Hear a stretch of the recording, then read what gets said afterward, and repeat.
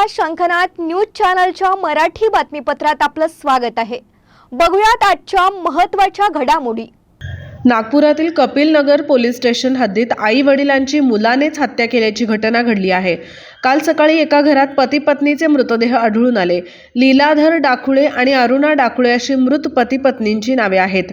त्यांचा 25 वर्षीय मुलगा उत्कर्ष डाकुळे याची पोलिसांनी चौकशी केली असता त्याने कबूल केले की त्यानेच त्याच्या आई वडिलांची हत्या केली। 26 डिसेंबरला त्याने आधी गळा दाबून आईची हत्या केली, त्यानंतर वडील घरी आल्यानंतर त्यांना चाकूने मारले। आतापर्यंतच्या तपासात कारण पुढे आलं की तो 6 वर्षांपासून इंजिनिअरिंग करत होता, मात्र त्याचे पेपर बॅकलॉग राहत होते, म्हणून आई वडील त्याला दुसरं काही करण्याचा सल्ला देत होते। त्याचा राग त्याच्या मनात होता आणि त्यातून त्याने त्यांची हत्या केली। बहिणीला तो कॉलेजमधून घरी न नेता त्याच्या काकांकडे घेऊन गेला व आई बाबा मेडिटेशनसाठी बँगलोरला गेल्याचे सांगितले। या प्रकरणाचा पुढील तपास सुरू आहे। सर, अपने पुलिस स्टेशन में कपिल नगर पुलिस स्टेशन में एक 2 बॉडी मिली करके से आपको फोन आया, तो उस बॉडी की हत्या है या सुसाइड है? आज सुबह मतलब 1 जनवरी 2025 सुबह एक 9 बजे के करीब हमें 112 नंबर पे कॉल आया था कि एक घर में 2 डेड बॉडीज़ है। तो हमने वहाँ पे जाके चेक किया तो पति पत्नी की डेड बॉडीज़ थी और उनका जो पति है उनका नाम लीलाधर डाकुळे है और पत्नी जो है अरुणा डाकुळे है। तो फिर वहाँ पे स्पॉट पे पहुँचने के बाद वहाँ पे खून वगैरह था घर में बहुत सारा, तो प्राइमा फेसी हमें लग रहा था कि यहाँ पे कुछ तो सस्पिशियस है, इसमें कुछ हुआ रहेगा फॉल प्ले।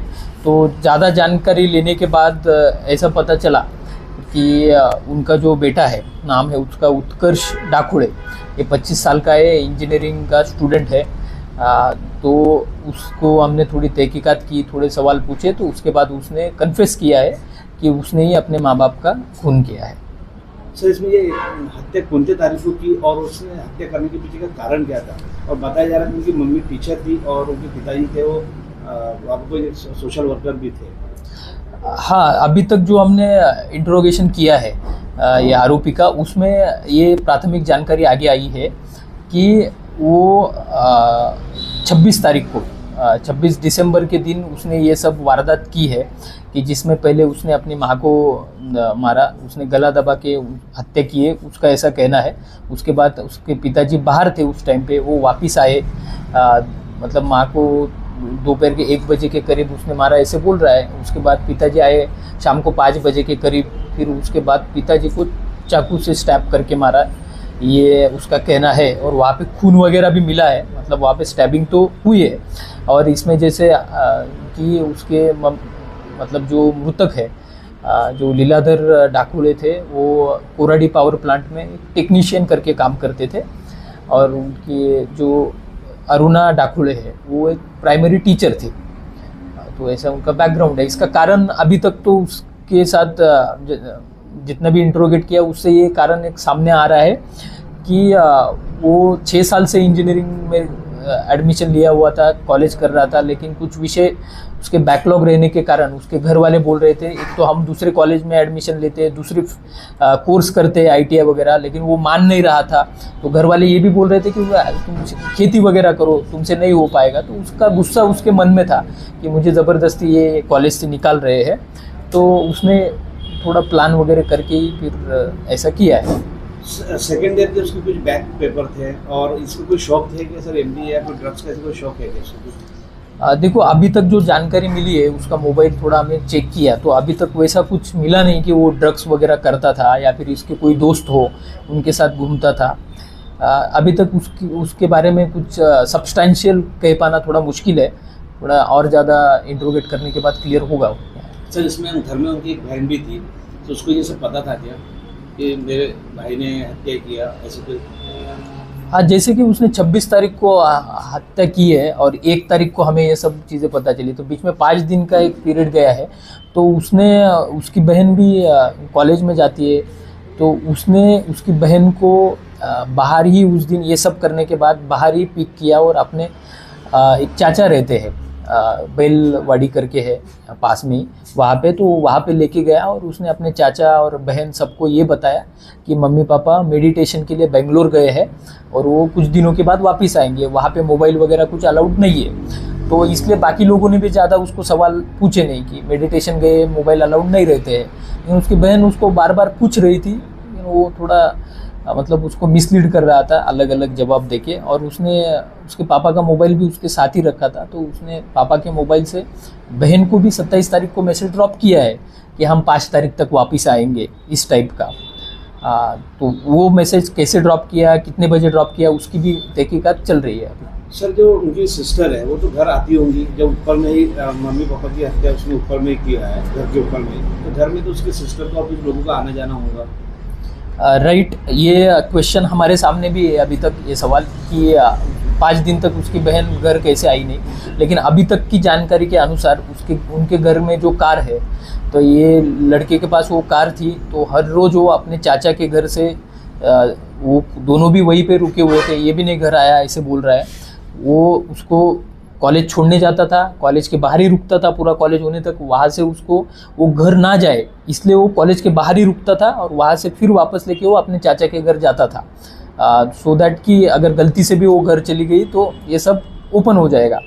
तो ऐसा है अभी तक की जानकारी के अनुसार। सर, उसमें एक मेन है बताया जाए कि माँ का उसने गला दबा के मारा, और वो ये बताया जा रहा है कि वो मेरे को कैसे मारा, मेरे को खुद को नहीं पता, ऐसा उसका कहना भी है। नहीं, वो तो सारे आरोपी ऐसे बोलते हैं कि उस टाइम पे मुझे पता नहीं क्या हो गया था, इस टाइप का। लेकिन उसने गला दबा के मारा है और कुछ किया है, क्योंकि घर में बहुत जगह पे खून है।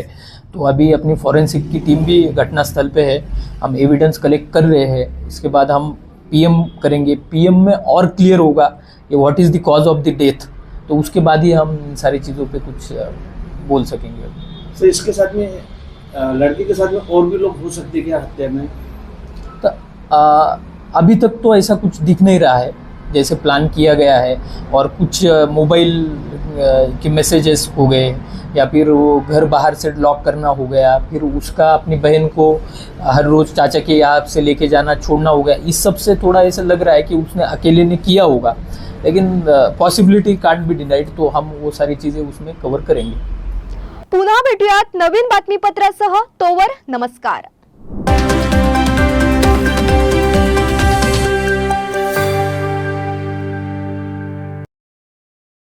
क्या आप इंटीरियर के बारे में सोच रहे हैं पर डिजाइन फाइनल नहीं कर पा रहे?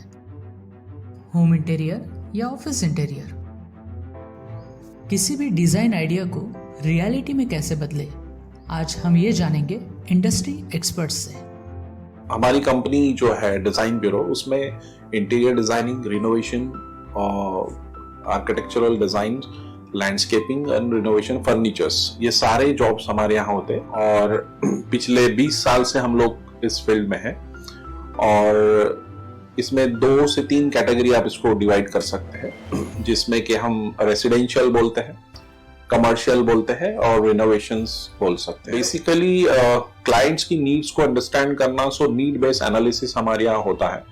सो क्लाइंट्स के लिए हम लोग परफेक्ट इसलिए हो जाते हैं, या हम उनके लिए दोबारा, या किसी क्लाइंट्स के लिए हम चौथी बार काम कर रहे हैं, because of their confidence with us, कि वो हमारे ऊपर रिलाई करते हैं। हम लोग अमित यूनिवर्सिटी को पहले से ही जानते थे, तो उनको हमने बुला के उनको जो स्ट्रक्चर है, यहाँ पे ब्रिक्स वर्क चल रहा था तभी से उनको कांटेक्ट किया, उन्हीं को जगह दिखाई, उनको स्पेस डिजाइन करने के हिसाब से कांटेक्ट किया, उन्होंने डिजाइन बना के दिया काफी अच्छा।